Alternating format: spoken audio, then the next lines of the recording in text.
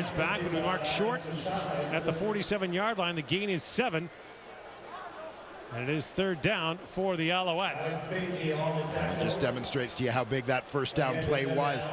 Anytime you can get a negative play defensively on that first down, put them in that hole, greatly increase your odds of winning the series, as the Lions defense did here. Iannucci and Rainey back to receive the kick from Boris Beatty. Under 4 minutes to go here in the opening quarter. The last 8 years, BC and Montreal have split the season series. Montreal's up 1-0 so far this year.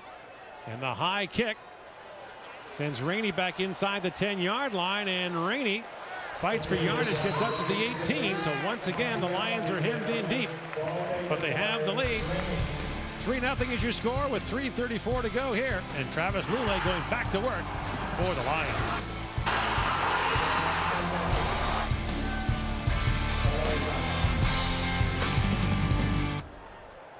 Meantime, here in Montreal, we've got veteran John Beck in at quarterback for the BC Lions. Travis Lulay on the sidelines after this from Kyrie Hebert. Yeah, and watch the left leg of Lulay seems to get caught underneath Hebert on the tackle. Oh. Rolling potentially that ankle or knee. So Lulay making his way to the Lions locker room. And you've got John Beck, the 34-year-old, who's had limited duties so far this year, just 12 pass attempts. Veteran from Hayward, California, bounced around the NFL for a few years, second year with the Lions.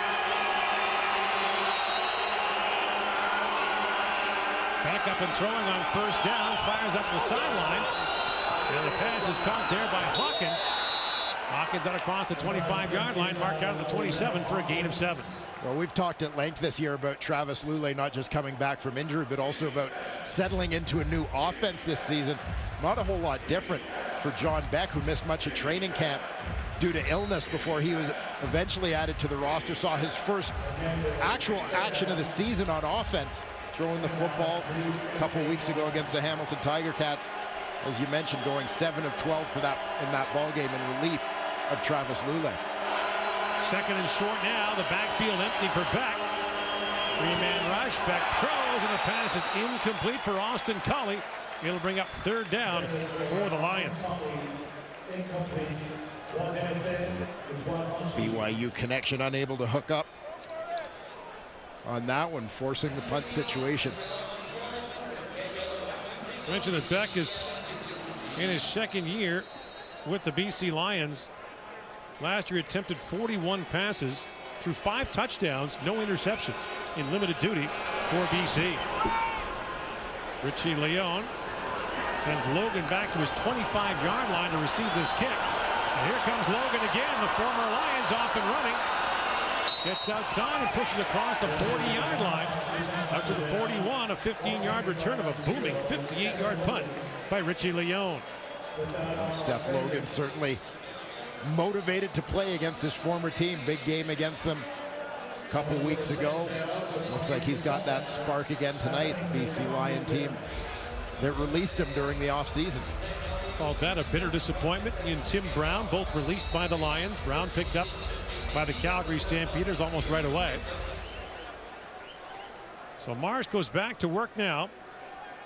Last week, 11 of 18. But he engineered a 6-minute drive in the fourth quarter for the Alouettes.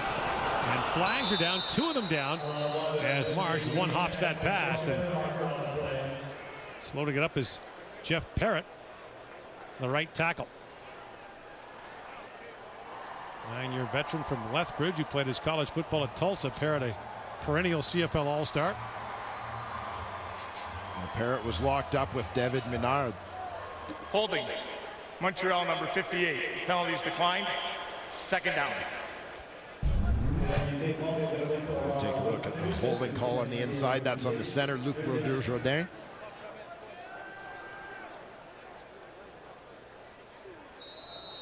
Grabbed a hold of Michael Brooks, who picked up that fumble earlier from Tanner Marsh. And so it's 2nd and 10 for the Alouettes from their 41-yard line. Under 2 to go here in the opening quarter.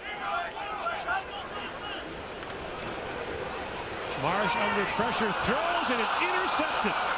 Picked picked off by Alex Hoffman-Ellis. And Hoffman-Ellis, with the second turnover of the game, gets down to the 31-yard line, a return of 20. And once again, Tanner Marsh was hit as he threw. And he's picked off by Hoffman-Ellis, who moves into the BC lineup in place of the injured Saul Elimimian.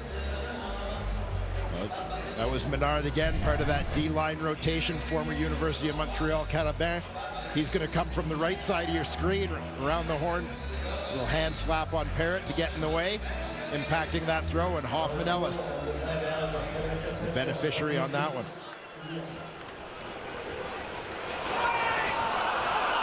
So the Lions got 3 off the earlier Marsh fumble. And now with Lule in the locker room. Beck comes on and throws and fires it down to Manny Arsenault, who has his first catch down to the 24-yard line for a gain of 7. We saw Montreal defense very effective last week against Hamilton. A lot of twists and stunts on the inside involving their linebackers. Very important, not just for the offensive line in terms of communication, but also for the running back Andrew Harris to help out on that blitz pickup. Nice job on the last play by him. Beck gives it off to Harris, and Harris needs the 22-yard line for a first down. He gets close to it. Gain of 2 on the play.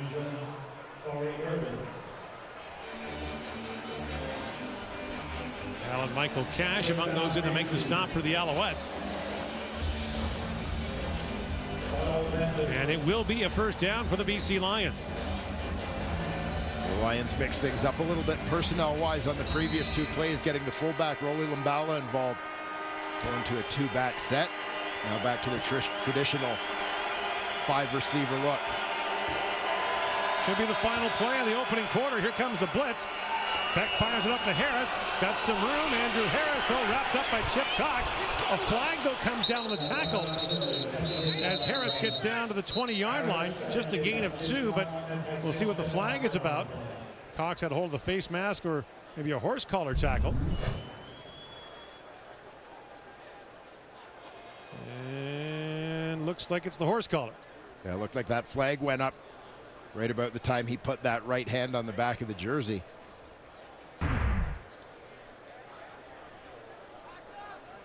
Here's the call from referee Al Bradbury. Major foul, unnecessary roughness, horse collar tackle. Montreal, number 11. Half distance to goal will extend the quarter by 1 play. First down.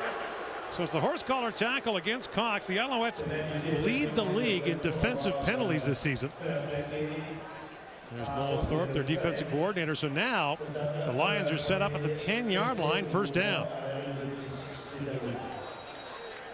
And back to that 2-back set again. A little bit of a transition time for the Lions offensively, as they had been using a big receiver, an H-back tight end type. Whether it had been Cam Moore early on or A.C. Leonard, but now a more traditional 5-receiver look. And they want to block, they'll go to Limbala a little more. Here comes the rush. Beck throws right down near the goal line and is caught for a touchdown. Jumping in is Lavelle Hawkins, and in his first Canadian Football League game, Hawkins has a touchdown as the Lions take advantage of the turnover and lead by 9 with the point after to come. Max protect look here. There you see Harris stepping up to meet the linebacker Ellsworth right in the hole. Great job of blitz pickup, allows this play to develop.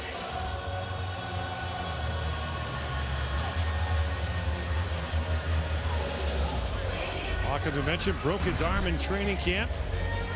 Missed the first 6 weeks of the season. So he's got a touchdown catch, and the Lions have 9 points off turnovers, trying to make it 10. Earlier recovered their first fumble of the year. And so Richie Leon comes on to make it a 10-point lead. Which he does easily. And the BC Lions, looking for revenge after the loss 2 weeks ago at home to Montreal, have the early lead here. Frosh week in Montreal. 10-0, the Lions lead.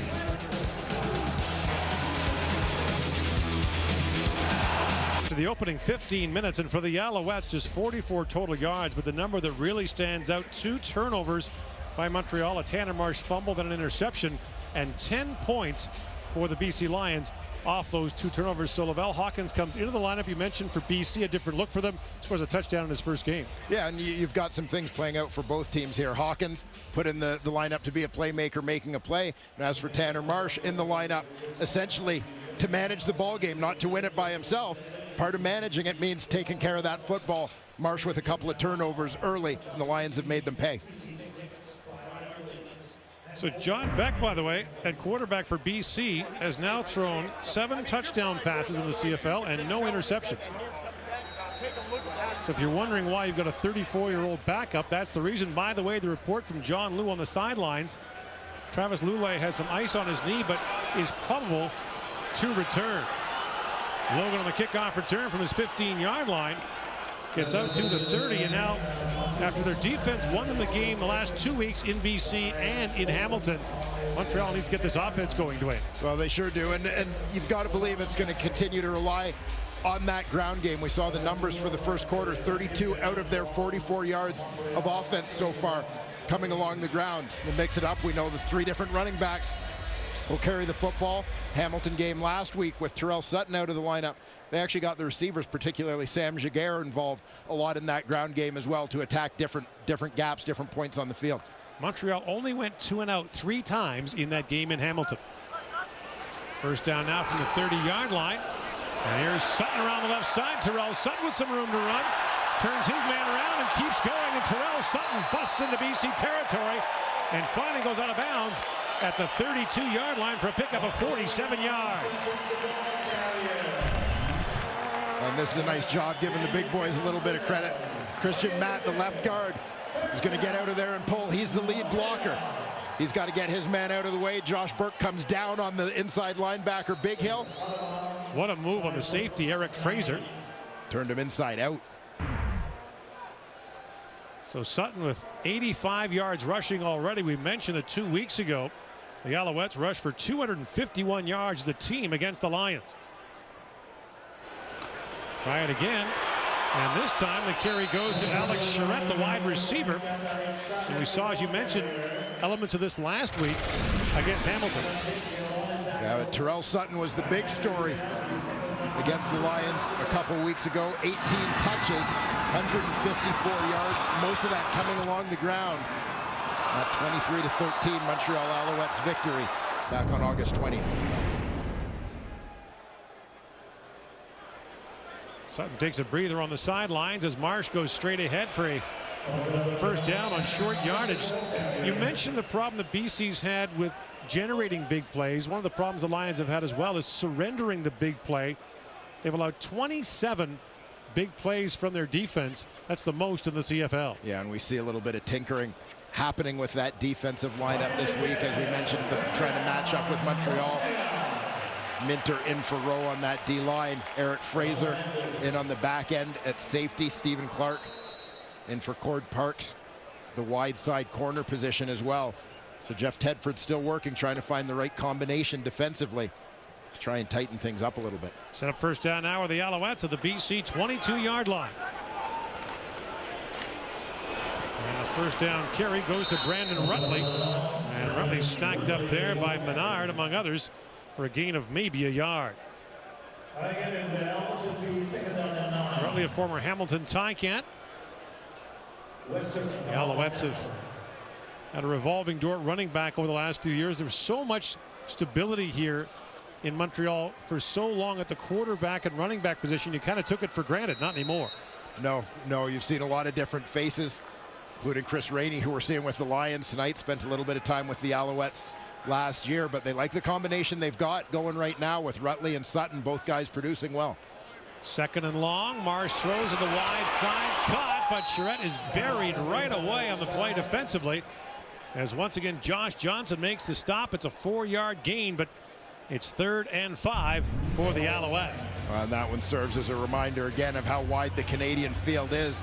By the time this ball gets out there, Charette was open when he threw it, but Stephen Clark had plenty of time to close by the time the ball arrived. So Beatty comes on for the field goal try from 24 yards out. Beatty 22 of 24 so far this year, the rookie out of Laval. Born in France, moved to Canada as a youngster. And pushes it through as the Alouettes have their first point of the game. Now down 10-3 with 11:27 to go in the first half. That's pretty good, huh? Well, now, if you needed further evidence that Randy Chevrier has way too much time on his hands in practice, that he's practicing the snap stand. You don't just stumble across that one. No. Mentioned it's Frosh Week at McGill, Concordia, and universities across the land. And here we're on the campus of McGill. Lots of freshmen in the stands, and the BC Lions with the lead started their 35-yard line after the Montreal field goal. John Beck remains in the quarterback and throws, and the pass is incomplete. Looking over there for Brian Burnham. Let's rejoin John Lou on the sideline. Thank you, Gord. Travis Lulay has emerged from the dressing room. His left knee has a brace on it, but a BC official says that he is unlikely to return. So he's gone from probable to unlikely with his team up by 7. The Lions are 3-5 on the year. No problem. Alouettes are 4-5. By the way, since 1996, when the CFL went to the crossover format, it's happened 8 times. Always the West going to the East. This year, it could be the East finally going to the West. Second down, Beck fires. Pass is cut, and Burnham off and running. Gets out to the 47-yard line, gain of 12, and a BC first down. One of the keys to the Lions' early offensive success in this ball game has been they're doing something really well that Hamilton didn't do last week, and that's picking up the twisting linebackers. Keep an eye on Kaye Bear at depth, starts to the right, loops around to the left. Great switch on the inside. Getting things picked up, allowing first Lulay and now Beck time to get rid of the football.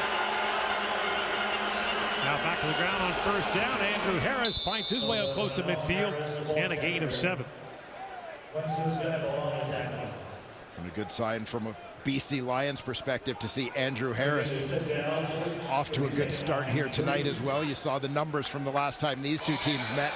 8 carries for just 10 yards, limited to 8 carries in the follow-up game against Hamilton as well. A little bit more in terms of yardage, but also had a couple of fumbles in that ball game. But he looks like he's back on track here tonight, Gord. Brings up second and short now for the Lions. Play fake, Beck throws it out, and the fullback, Rolly Lumbala, has it, and Lumbala will mark down at the 53-yard line, a gain of 3. That's the second catch of the year for the big man.